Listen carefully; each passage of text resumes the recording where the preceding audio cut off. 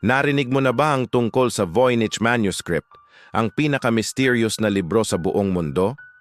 Isipin mo, puno ito ng kakaibang drawings ng halaman na hindi naman nag-e-exist, diagrams ng mga constellations, at isang sulat na nakasulat sa unknown language na kahit sino, hindi pa rin ma-decode hanggang ngayon.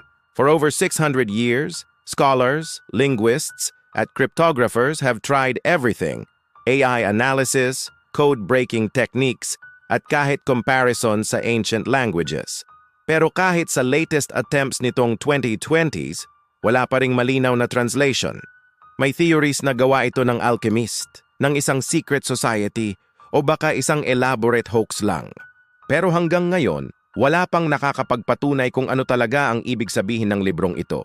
Ikaw, sa tingin mo, tinatago ba nito ang sikreto ng sinaunang kaalaman? O isa lang itong pinakamalaking puzzle sa kasaysayan ng tao?